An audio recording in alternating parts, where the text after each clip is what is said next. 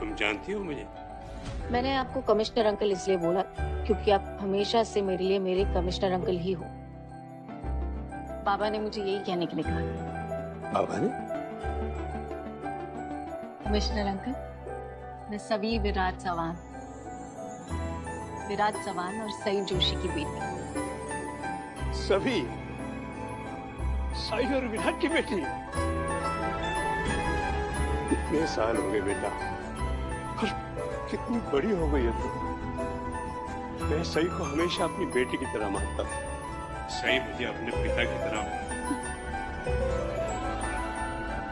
कुछ नहीं बेटा, और आज देखो ना, सई की परछाई आकर मेरे सामने खड़ी हो गई है। ऐसा लगता है सई मेरे सामने खड़ी है। तू मुझे नाना कह बाड़ा, मैं तुम्हारा नाना लगता हूँ।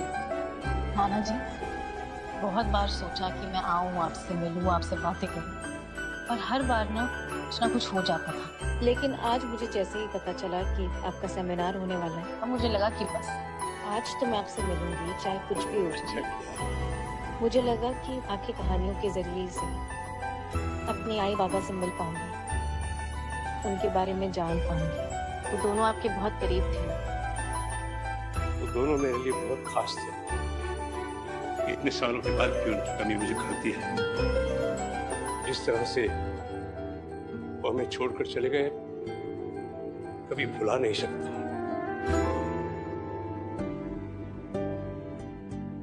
कई मासूम लोगों को बचाने के लिए उन्होंने अपनी जान दे दी।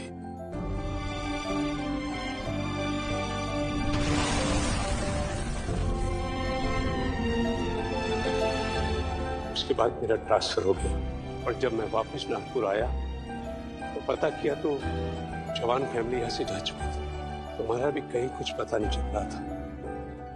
और आज देखो, पप्पा ने लाकर तुम्हें मेरे सामने खड़ा कर दिया। तो क्या चल रहा बेटा आजकल? यूपीएससी की तैयारी कर रही हूँ। कुछ मुझे पता था सई और विराट की बेटी कुछ बड़ा ही करेगी।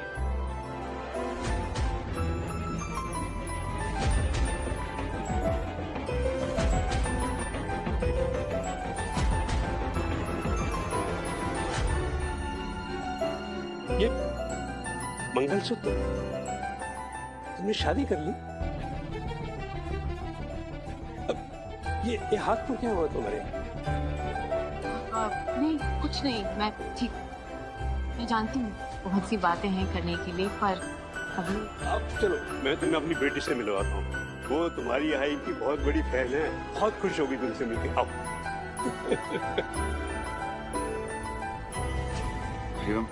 तुमने सभी को कहीं देखा क्या?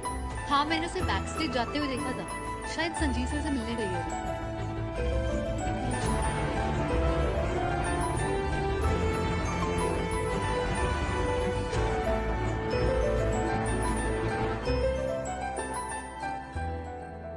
संजीव सर को नहीं देखा? सर वो उस तरफ से। एक्सक्यूज मी, आपने संजीव सर को कहीं देखा है क्या? सर वो तो अभी अभी निकल गए। उनके साथ कोई लड़की थी, हाथ में स्लिंग पहना हुआ था। एक लड़की थी तो सही सर, वो भी उनके साथ ही निकल गई। Excuse me। ये सर। सभी तुम इतनी गैर जिम्मेदार कैसे हो सकती हो? पहले तो तुमने अपना प्रॉमिस तोड़ा, घर से भागकर यहाँ पर आए, और सिर्फ इतना काफी नहीं था जो तुम संजीव सर के साथ चली गई। तुम बार बार मुझे मुसीबत में क्यों फंसा देती हो? हम क्या करूंगा, क्या जवाब दूंगा घर पे? और अगर ये बात काका साहब को पता चल गई तो पता नहीं क्या होगा।